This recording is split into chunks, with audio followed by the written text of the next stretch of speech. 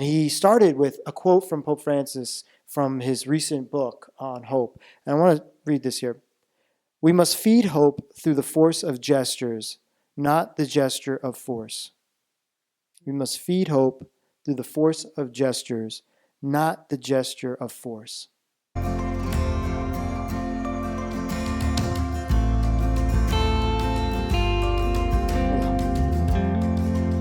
Good to be with you, Christian, and good to be here today as we remember and really celebrate the life of our brother, Pope Francis. Yeah, last time we were with you all, we had done a pop-up episode about his statement regarding immigration reform and welcoming the dear neighbor. And we had said, we have plans for another season and things. Those plans are still being worked out and whatnot. And then we said, well, we got to do another pop-up episode here because the news just happened that Pope Francis has passed away. And yeah, it was a weird Easter Monday. Well, Right? because Easter Sunday, he came out on the balcony and in his always cordial, genteel way, Fratelli, Sorelli, Buona Pascha, always referring to, the faithful as brother and sister, because he believed himself to be brother to us all. And then, riding around St. Peter's Square, and you could see he was definitely uncomfortable, but being with the people, being with the faithful was so important to him. And then to find out the next morning, what a thing to wake up to. Yeah. And I just been thinking and reflecting so much. I mean, how do you talk about this man who for 12 years was the Pope, Bishop of Rome, as he referred to himself? You could probably do 12 episodes each year of his pontificate. This could be a very long, and not, but where to begin, and then his whole history in the church prior to that, his whole life. But what I was thinking about the beauty of his passing in this year that he proclaimed, Jubilee of Hope. And he's very excited about that. Right? Yeah. Calling us to be pilgrims of hope and the hope he gave to the world as the Pope. This Pope, you would hear the slogans, this Pope gives us hope.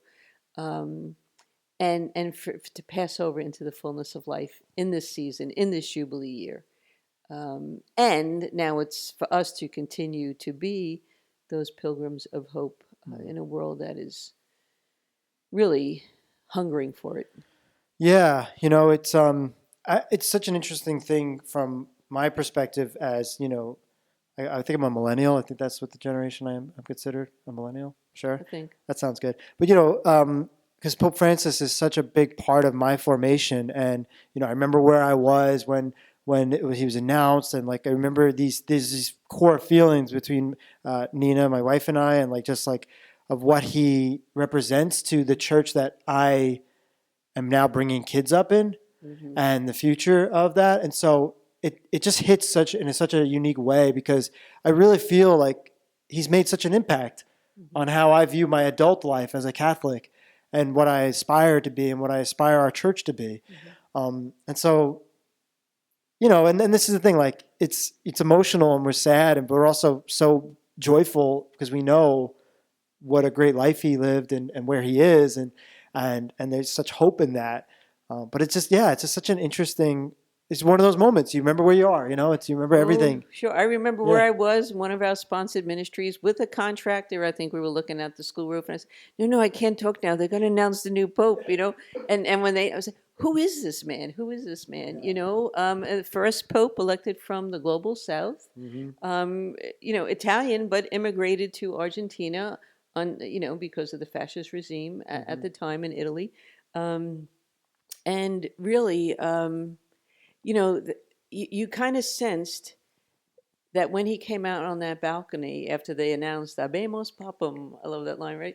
I said, "Who is he?" He was unknown, obviously not to his brother cardinals, and a Jesuit. So when they said Francis, everyone was thinking, "Oh, Francis Xavier." No, Francis of Assisi, the first Francis, and you knew. He wasn't adorned with that red cape and the ermine. No, he was there, very simple, his simple cross. that it was going to be a man of peace, Mhm. and a brother to all, and didn't even come out and say, "Here's my blessing, bless me, He pray was for always me." saying that, always saying, "Pray Yes, for me, pray for yes. me." Um, that smile that he has when he's on the balcony the first Mm-hmm. time is like Mm-hmm. tattooed in my mind of Yeah, like yeah, yeah. this joyful tone setting moment Mm-hmm. Mm-hmm. of welcome, and yeah, really lovely smile. Yeah, yeah. And he really was a pope for all peoples, and really working with the Eastern Church to unite them, um, and and across generations.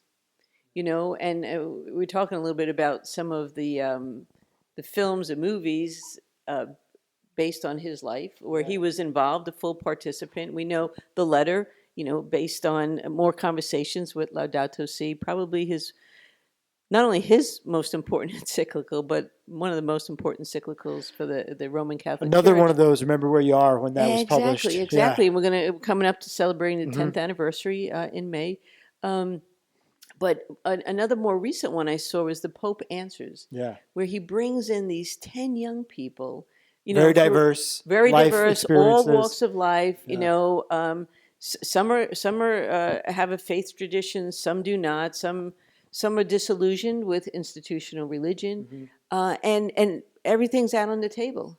He's Let's like, "What do you just want to talk about?" yeah, let's have it. So they brought all their issues, and they were a little timid and a Yeah. little shaky at first, but he enabled them to be so comfortable, and so then everything, and just the level of respect and depth of the conversation, um, that anyone can say anyone or share their point of view, Yeah.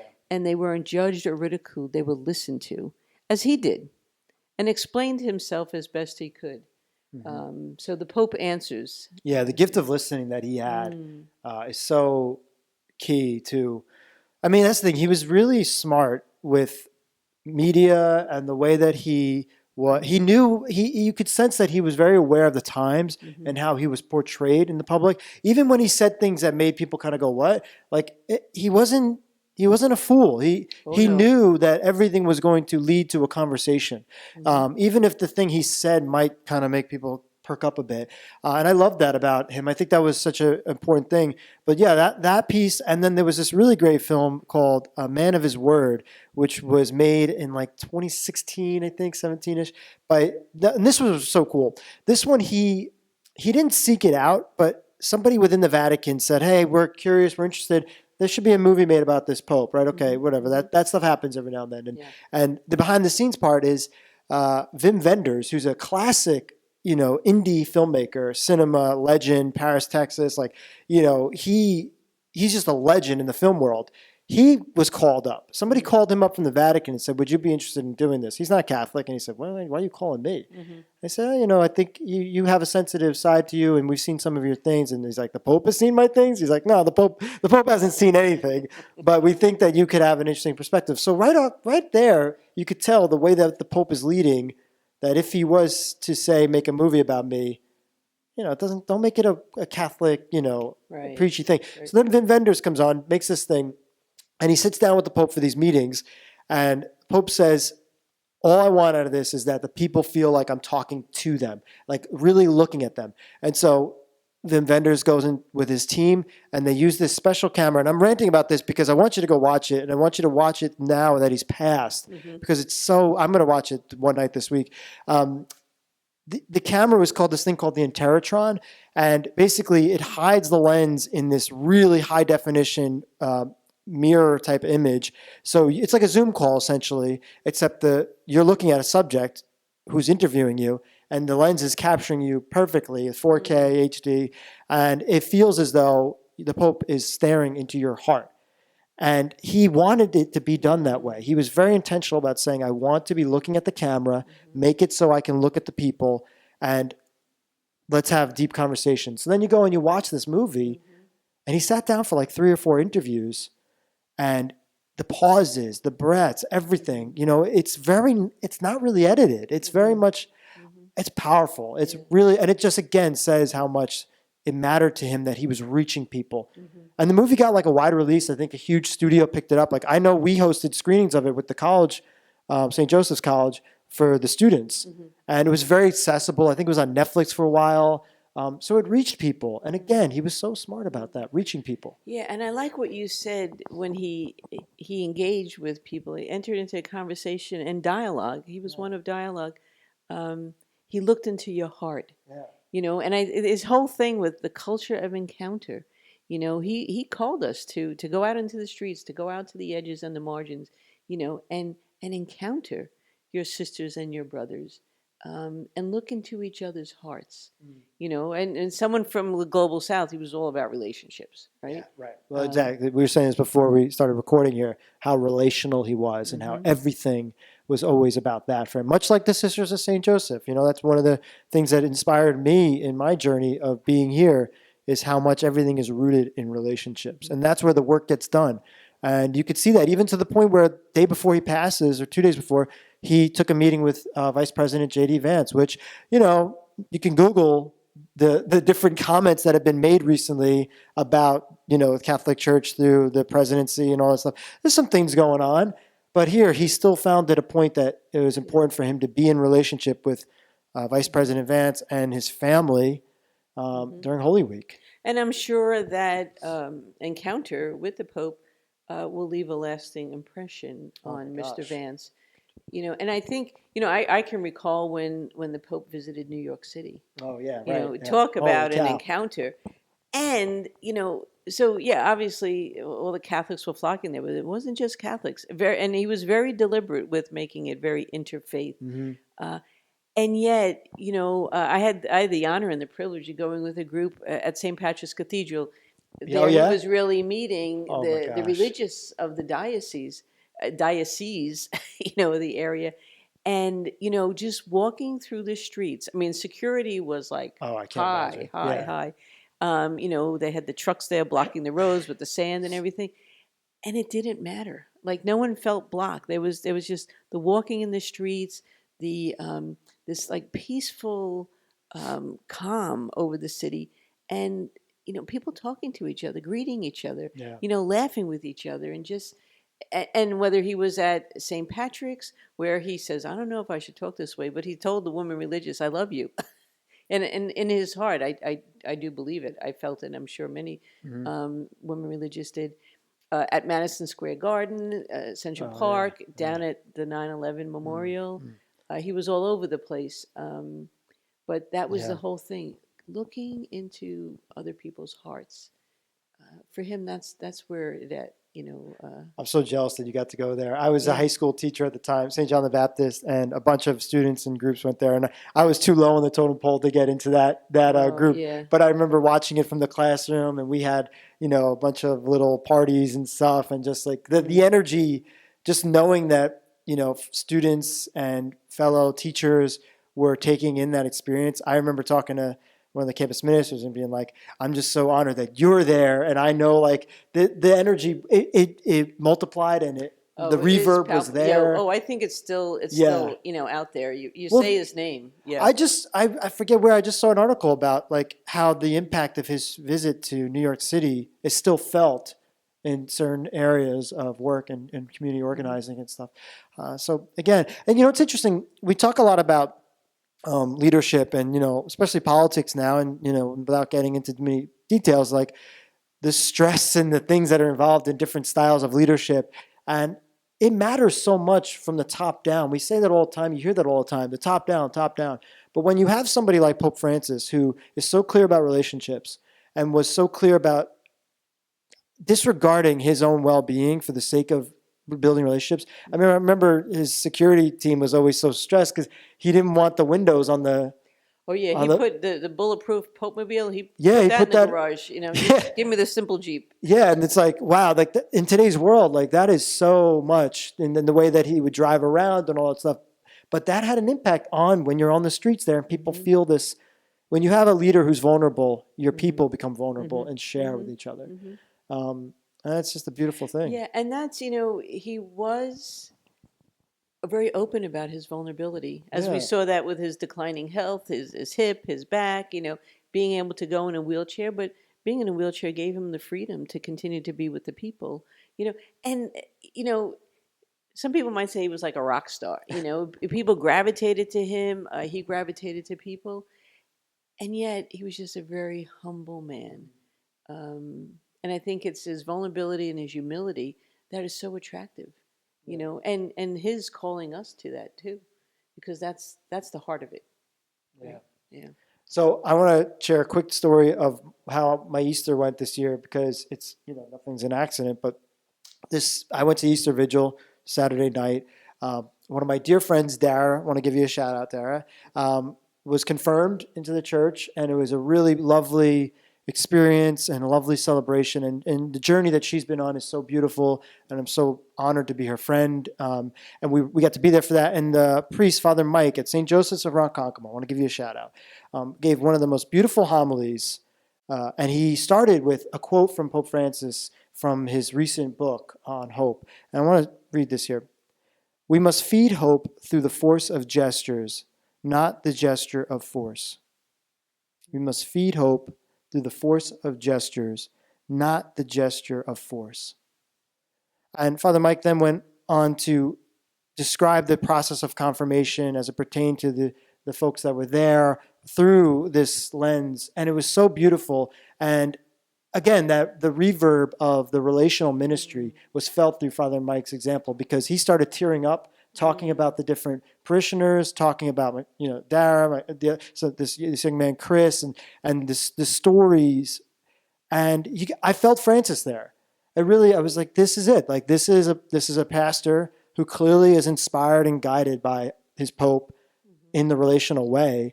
It was really beautiful, and then to then see the quote, and then to see Pope Francis pass, like it was just something that I've been praying about. Yeah.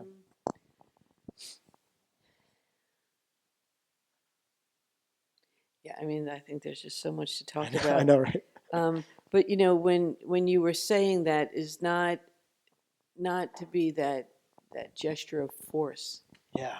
And I think clearly, as really head of the Universal Roman Catholic Church, the synod and the whole synodal process was a clear example of that. As Pope, he could have said, well, Vatican II happened. We need to continue to self actualize this, put this into practice. It's over 60 years now. Let's get to it. And yet, he involved everybody. Round tables. Round Which one of the tables, first times, right? round tables, clergy, priests, bishops, women, Yeah. lay people, Mhm.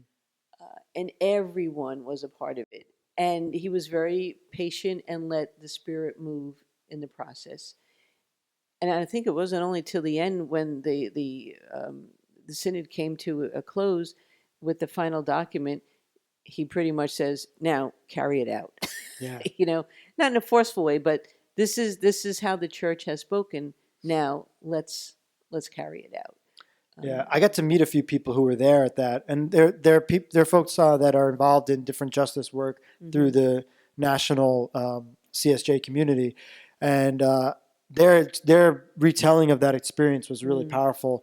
Actually, they were all women too, young women, and the way that they felt that there was this shift in listening and their voice being welcomed was really inspiring. So again, it shows top down that these seeds have been planted for the future, and now we have to kind of hope and pray that the church continues to move in a beautiful way forward.